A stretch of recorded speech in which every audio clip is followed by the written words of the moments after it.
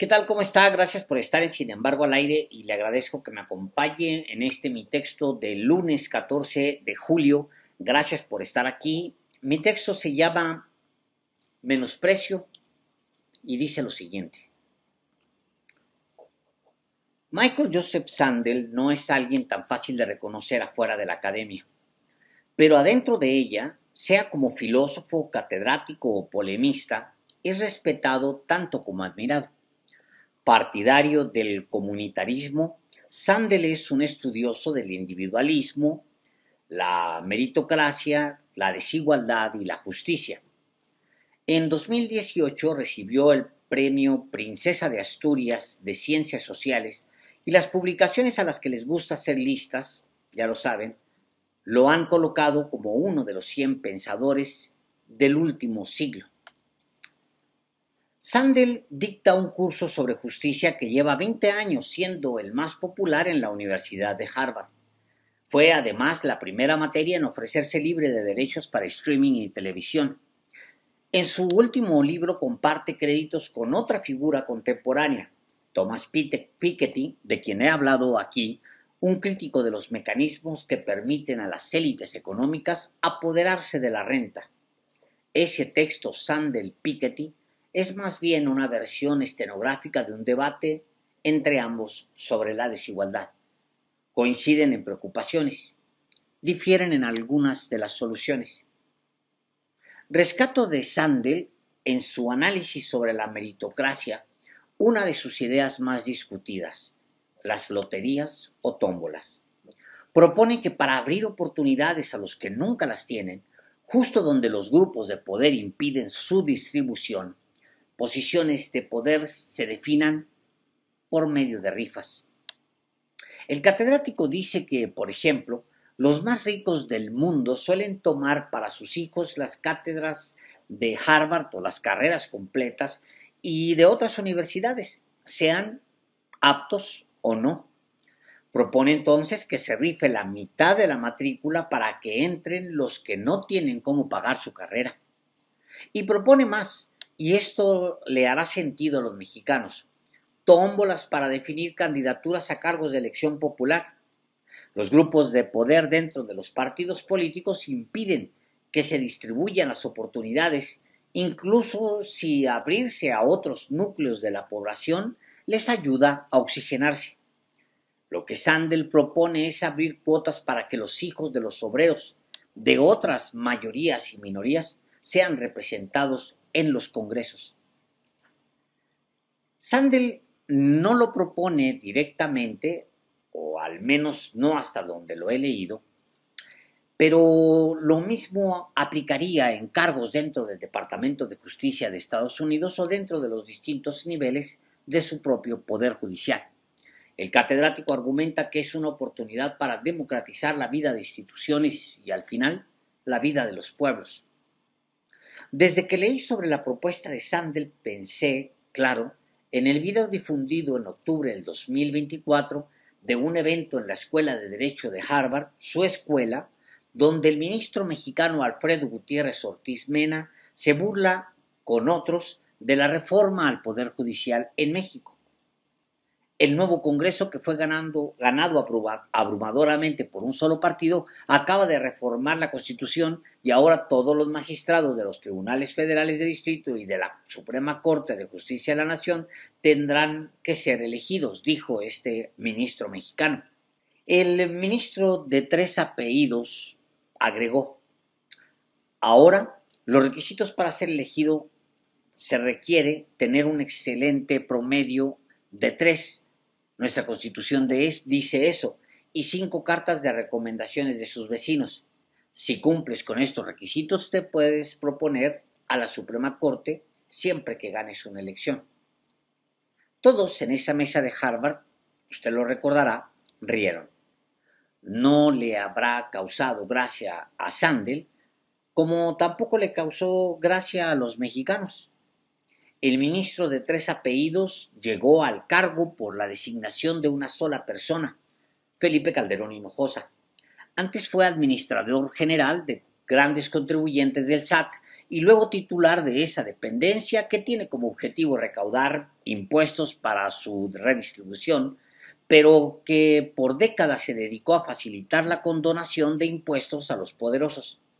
Algunos sospechan que Gutiérrez Ortiz Mena aprovechó el puesto en la Suprema Corte para perdonar cargas fiscales a los mismos de siempre. ¿Qué concluyo de lo anterior? Puras obviedades.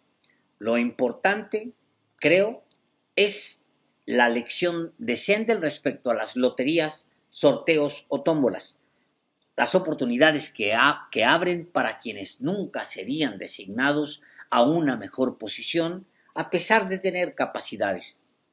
No creo que Andrés Manuel López Obrador y Sanders se estudiaran uno al otro, pero el líder mexicano impulsó el método durante años dentro de su partido y ahora en la reforma al Poder Judicial, aunque fue motivo de burlas y escarnio, quizá por décadas, de sus opositores de izquierda y de derecha. La segunda obviedad que me deja este episodio es la comprobación de las resistencias que existen dentro de las viejas estructuras del poder para democratizar México. La razón por la que Gutiérrez Ortiz Mena se pega 3 apellidos, como muchos dentro del Poder Judicial, es para darse estatus, para que se recuerde que es descendiente de otro poderoso, Antonio Ortiz Mena, exsecretario de Hacienda, para sentirse por encima de los demás. Y en los hechos estaba por encima de los demás. Se le atribuye el haber condonado 392,000 millones de pesos a grandes contribuyentes. Son 392,000 millones de pesos que nunca llegaron a los que más los necesitaban y se quedaron arriba. Justo por eso, porque las oportunidades no aterrizan abajo, es que Sandel propone la tómbola que acá tanto asusta. Y mi tercera conclusión no es novedosa tampoco. Confirmo el enorme menosprecio de las élites hacia la gente. El ministro de 3 apellidos ridiculiza en el extranjero la determinación de que su propio pueblo elija a sus juzgadores y no sean designados por una sola persona, como es su caso. Para defender cómo llegó a la Suprema Corte, Gutiérrez Ortiz Mena prefirió despreciar a López Obrador y a los millones de mexicanos que votaron por él y que luego ratificaron el Plan C, y se burlaba al mismo tiempo de Michael Joseph Sandel, difícil de recordar afuera de la academia, pero adentro de ella, sea como filósofo, catedrático o polemista, respetado tanto como admirado. Yo creo que una cuarta observación es válida, aunque usa elementos de otro episodio y de otros. Es sobre la arrogancia malentendida. El ministro de 3 apellidos llega al máximo tribunal de justicia representando la injusticia del Poder Judicial. Rodeado de privilegios, cree merecer los favores que se le brindan por sus antepasados y porque él mismo es un abanico de favores moralmente corrompidos. Y como es arrogante por grandes malentendidos, no tiene un vínculo emocional con los de abajo, y entonces abandona cualquier carga ética con facilidad a la hora de decidir. Se carga por las élites, les reparte cientos de miles de millones de pesos.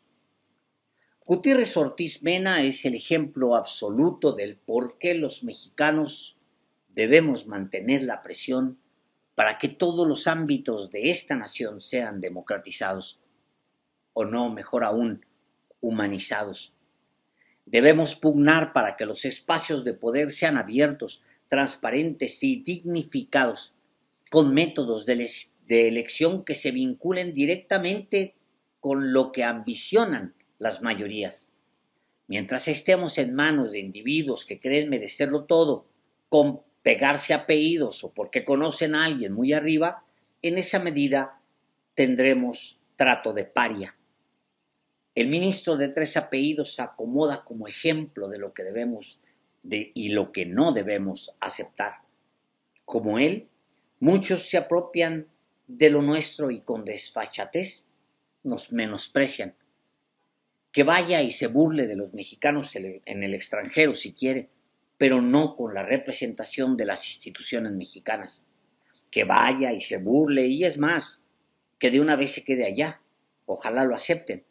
La gente como él encuentra siempre un buen lugar en la Universidad de Harvard. Me metí a X, antes Twitter, y no daba crédito. Los mismos que habían depositado su esperanza en Ismael el Mayo Zambada la tenían ahora en Ovidio el Ratón Guzmán. Habían apostado a que el primero declararía en contra de López Obrador y les quedó mal. Ahora que el hijo del Chapo Guzmán se declaró culpable de cargos de tráfico de drogas, lavado de dinero y armas de fuego para obtener un juicio corto y de penas cortas, dicen que declarará contra el expresidente. Imagino a los odiadores frustrados de X como las moscas del gusano barrenador, buscando heridas para depositar huevos que prosperen en larvas. México está sufriendo un cambio de gran profundidad. La duda que había sobre si era un cambio de régimen se disipó con la elección del 2024, que incluyó la demanda colectiva de una reforma al Poder Judicial. Los mexicanos decidieron darle el poder a una fuerza emergente que se ha concentrado en recuperar el estado de bienestar e instituciones que garanticen independencia y soberanía a la nación. Todo lo que fue diluido por el neoliberalismo, por el régimen fundado por Carlos Salinas de Gortari y sus achichincles, don Luis H. Álvarez, don Diego Fernández de Ceballos, don Enrique Peña Nieto, don Vicente Fox, don Felipe Calderón, etc. Del otro lado, se tienen moscas con la urgencia de depositar huevecillos que se vuelvan larvas que hagan daño. La comparación es odiosa, pero necesaria. Hay mucho que a mí no me gusta de la llamada 4T, pero híjole, del otro lado hay heridas, gusanos, moscas buscando dónde hacer daño, larvas que se alimentan de la carne viva. La derrota de la oposición ha sido tan dramática que se ha quedado sin asideros y sin capacidad para generarlos. No hay líderes, no hay ideología y no tienen proyecto de nación. Su esperanza es que Ovidio Guzmán diga que López Obrador iba a Sinaloa acompañado de secretarios de Estado, periodistas, oficiales y tropa del ejército, Guardia Nacional y autoridades locales para recibir una maleta. Imagínense. Quieren que todos los demás pensemos que el presidente de México simulaba viajes de trabajo para ir a recibir dinero en efectivo, cuando todos los que lo acompañaban voltearan para otro lado. Pero si no es esa tesis, si no hablan de eso, ¿de qué van a hablar? Si no son las larvas, los gusanos, la carne podrida, ¿en qué basan su esperanza de regresar al poder? Es, otra vez, el menosprecio. Creen que la gente votará por ellos si Ovidio declara contra López Obrador. Creen que la gente comprará su historia de que el presidente de México iba a Sinaloa por dinero en efectivo, rodeado de medio mundo. Es arrogancia malentendida que se alimenta del aire, no de logros. Estamos ante la peor oposición política en un país que tuvo a grandes opositores políticos como Rosario Robles o como el mismo López Obrador.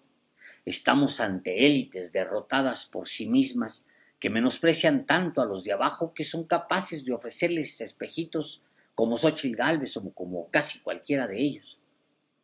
El ministro de 3 apellidos que perdonó cientos de miles de millones de pesos a los más ricos e intentó ridiculizar a los de abajo en el extranjero es lo mismo que los que creen que la gente se comprará la ridícula idea de que el presidente va a Sinaloa por una maleta de dinero.